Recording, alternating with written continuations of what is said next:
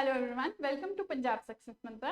आज हम most important news of the day में डिस्कस करने जा रहे हैं आपका मेंस का करंट अफेयर इशू जो है आपका इंडियन इकोनॉमी आफ्टर 75 ईयर्स। तो इंडियन इकोनॉमी को है, आपको जैसा पता है इंडिया को इंडिपेंडेंस के 75 ईयर्स हो गए हैं, आज़ादी का अमृत महोत्सव मनाया गया है। तो अब इंडियन इकोनॉमी का क्या परफॉर्मेंस रहा, इंडिपेंडेंस के टाइम पे इंडियन इकोनॉमी कहाँ थी, किस जगह पे थी और आज कहाँ पहुंच गई है, क्या स्टेटस है उसका, प्लस क्या इश्यूज है जो अभी भी अनरिजॉल्व है। तो ये सारे हम चीजें डिस्कस करेंगे।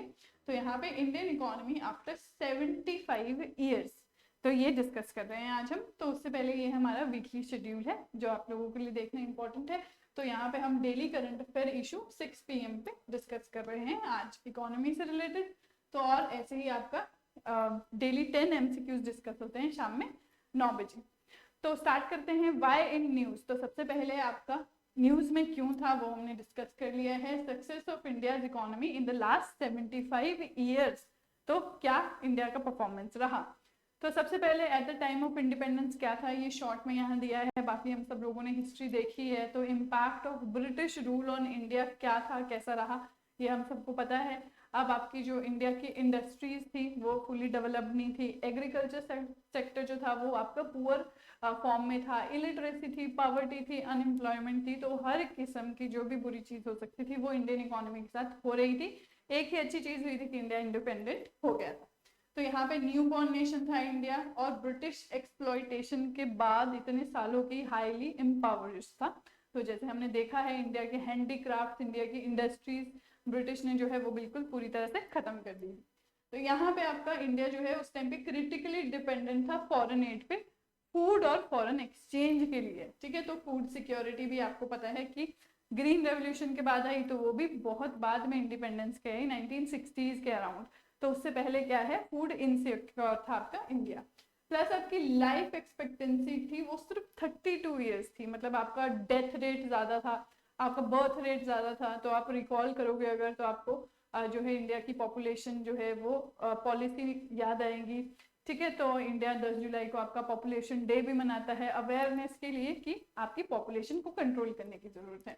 तो लाइफ एक्सपेक्टेंसी की बात करें तो ये आपकी हेल्थ सेक्टर को दर्शाता है कि आपके डेथ रेट कितने ज्यादा थे और आपके ड्यू टू डिजीजेस थे और नेग्लिजेंस की वजह से कितने लोगों की डेथ हुआ करती थी। प्लस आपका इलिटरेसी लेवल जो है उस टाइम पे बहुत ज्यादा हाई था। तो ये आपका स्टेट ऑफ इंडिया था, स्टेटस ऑफ इंडिया था at the time of independence, जब इंडिया इंडिपेंडेंट हुआ।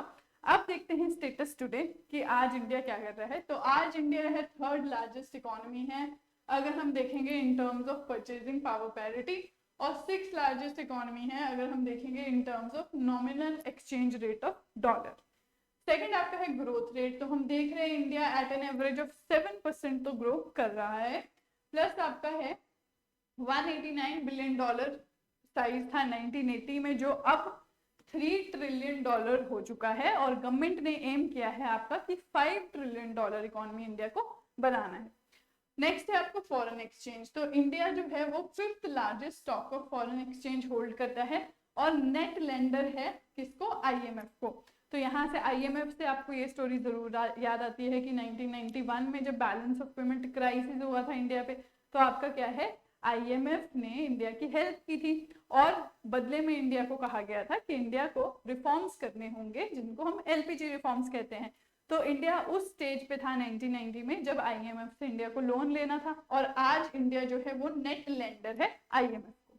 तो ये यहाँ पे बताया गया है कि कैसे विद टाइम इंडिया ने ग्रो किया है। नेक्स्ट है आपका एक्सट्रीम पॉवर्टी। तो लेवल ऑफ पॉवर्टी बहुत ज्यादा था जो कि अब नियरली 50% कम हो गया है। ऐसे ही आपकी लाइफ एक्सपेक्टेंसी है वो मोर देन डबल हो गई है, पहले 32 ईयर्स थी जैसे हमने देखा, और अब आपकी अराउंड 67 ईयर्स जो है लाइफ एक्सपेक्टेंसी हो गई है। नेक्स्ट हम देखते हैं बैलेंस ऑफ पेमेंट सरप्लस। ठीक है, तो जब बैलेंस ऑफ पेमेंट क्राइसिस की हम बात कर रहे हैं, जब IMF ने हमें लोन दिया था तो वो अब सरप्लस में है। और इंडिया जो है वो रेयर केस है जहाँ पे करंट अकाउंट डेफिसिट है, बट फिर भी आपके इन्वेस्टर्स जो है वो इन्वेस्ट कर रहे हैं इंडिया में। ठीक है जी, तो फॉरेन इन्वेस्टर पोर कर रहे हैं investment, leading to consistent balance of payment currency surplus for India. Next है आपका strong fundamentals of Indian economy. अब इन्हीं स्ट्रॉन्ग फंडामेंटल्स की वजह से ट्विन डेफिसिट होने के बावजूद भी आपकी फॉरेन इन्वेस्टमेंट इंडिया में आ रही है। क्यों? क्योंकि उसकी डेमोग्राफी और डायनामिज्म की वजह से। तो ट्विन इन्वेस्टमेंट आपकी क्या है? करंट अकाउंट डेफिसिट और फिजिकल डेफिसिट, इन दोनों को आपका ट्विन अकाउंट डेफिसिट कहा जाता है। अब इसके बावजूद भी आपके क्यों इन्वेस्ट कर रहे हैं फॉरेन इन्वेस्टर्स? क्योंकि डेमोग्राफिक डिविडेंड की वजह से और इंडिया एक डायनामिक इकोनॉमी है उसकी वजह से। तो उन्हें पता है कि उनकी इन्वेस्टमेंट जो है वो खाली नहीं जाएगी और उनको जरूर रिटर्न्स मिलेंगे। नेक्स्ट है आपकी स्ट्रॉन्ग डेमोक्रेसी। स्ट्रॉन्ग डेमोक्रेसी का मतलब ये है कि इंडिया में अब मोर देन 16 इलेक्शंस इंडिया ने देख लिया है, बट फिर भी इंडिया आपकी डिसइंटीग्रेट नहीं हुई है लाइक यूएसएसआर। ठीक है, तो यहाँ पे ये भी एक बहुत बड़ी अचीवमेंट है कि इंडिया एक स्ट्रॉन्ग डेमोक्रेसी है। नेक्स्ट आपका है हाई एक्सपोर्ट। अब इंडिया का जो ट्रेड टू जीडीपी रेशो है वो इंडिकेट करता है कि इंडिया है वो ओपन इकोनॉमी है, यूएस से भी ज्यादा ओपन। क्यों? क्योंकि इंडिया आउटसोर्स कर रही है, वर्ल्ड लीडिंग एक्सपोर्टर है सॉफ्टवेयर में और आउटसोर्सिंग पावर हाउसेज में। नेक्स्ट आपका आता है रेमिटेंसेस। तो ये हम करंट अफेयर्स में वैसे भी देखते रहते हैं कि इंडिया जो है वो हाईएस्ट रेसिपिएंट है रेमिटेंसेस का। और आपका सबसे ज्यादा रेमिटेंसेस कहाँ से आते हैं? यूएस में आते हैं। तो remittances I hope you know जो इंडियन नेशनल्स बाहर रहते हैं वहाँ अर्न करते हैं, वो बैक टू देयर होम अपने घर वालों को या इंडिया में इन्वेस्ट करने के लिए मनी भेजते हैं, उन्हें कहते हैं आपके रेमिटेंसेस। तो नियरली $100 बिलियन जो हैं वो रेमिटेंस के फॉर्म में आता है। फिर आपका है प्रोलिफरेशन ऑफ यूनिकॉर्न्स। तो यहाँ पे valued highly by equity investors. जो यूनिकॉर्न्स आपके हैं उनको इक्विटी इन्वेस्टर जो है उसमें काफी इन्वेस्ट करते हैं। तो the exponential growth of e commerce and digital payments and widening industries base की वजह से आपका ये ग्रोथ हो रहा है। नेक्स्ट है आपका कंसिस्टेंट ग्रोथ इन एग्रीकल्चर। तो एग्रीकल्चर आपको पता है आज़ादी के टाइम पे आपकी ओल्ड टेक्निक्स यूज किया करते थे हम लोग, अब ट्रैक्टर्स यूज करते हैं। इरिगेशन के लिए सोलर पंप्स लगाए गए हैं। मॉनसून डिपेंडेंट, वेदर डिपेंडेंट नहीं रह गया है अब आपका एग्रीकल्चर। कोशिश की जाती है कि आपका जो है जितना भी आपको इरिगेशन के लिए जरूरत हो, ट्यूबवेल्स खोदी जा रही है, इरिगेशन लाइंस बिछाई जा रही है। तो ये आपका क्या है यहाँ पे आपकी इसकी वजह से कंसिस्टेंट ग्रोथ है। प्लस आपका जो एग्रीकल्चर है उसको अलाइड एक्टिविटीज के साथ भी इंटीग्रेट करने की कोशिश की गई है। अब आपके फार्मर्स सिर्फ एग्रीकल्चर पे नहीं, साथ में कोई अलाइड एक्टिविटी पे भी डिपेंडेंट है। तो इसीलिए आपका जो है चांसेस ऑफ लॉस कम हो जाता है। जैसे डेयरी फार्मिंग हो गई, आपकी बी कीपिंग हो गई, तो ऐसे बहुत ऑल्टरनेटिव्स अलाइड एक्टिविटीज भी साथ में चल रहे हैं। तो इस कंसिस्टेंट ग्रोथ की वजह से इंडिया का जो एग्रीकल्चर है वो भी इम्प्रूव किया है। तो यहाँ पे हमने देख लिया कि इंडिया का स्टेटस क्या है। अब कुछ इश्यूज भी है, कुछ कमियां भी है, क्योंकि as there is no stop for learning, learning हमेशा चलती रहती है, वैसे इंप्रूवमेंट भी हमेशा चलती रहती है। तो इश्यूज क्या है? सबसे बड़ा इशू है अनएम्प्लॉयमेंट। ठीक है, बहुत बड़ा अनएम्प्लॉयमेंट चैलेंज है इंडिया के सामने। अभी जो यूथ है वो अभी भी गवर्नमेंट जॉब के लिए तैयारी कर रहा है, और पार्लियामेंट में डेटा के अकॉर्डिंग 220 मिलियन जो इंडियंस है उन्होंने अप्लाई किया है 7 लाख गवर्नमेंट जॉब के लिए पिछले 7 साल में। तो ये सिर्फ 7 साल का डेटा है, and 220 million is a very huge number. 1 million is equal to 10 lakh. ठीक है, तो आप यहाँ पे कैलकुलेट कर सकते हैं। तो 7 लाख गवर्नमेंट जॉब्स के लिए, तो ये poor state of unemployment show करता है। नेक्स्ट है आपका लेबर फोर्स पार्टिसिपेशन रेट, वो भी बहुत ज्यादा लो है। ठीक है, विमेन के केस में अब जो जॉब क्रिएशन है वो प्रायोरिटी पे होना चाहिए, और क्योंकि 70% जो आपकी जॉब्स हैं वो इंडियन लूज करेंगे ड्यू टू आपके ऑटोमेशन एंड रोबोटिक्स। ठीक है, तो मैनुअल जो है रिक्वायरमेंट वो कम हो रही है ड्यू टू दिस। नेक्स्ट है आपका हाई लेवल ऑफ हंगर। अब क्योंकि आपको पता है कि इंडिया में पब्लिक डिस्ट्रीब्यूशन सिस्टम है, फिर उसको रिवैम्प किया गया, रिवैम्प पब्लिक डिस्ट्रीब्यूशन सिस्टम, फिर उसको TPDS बनाया गया, टारगेटेड पब्लिक डिस्ट्रीब्यूशन सिस्टम।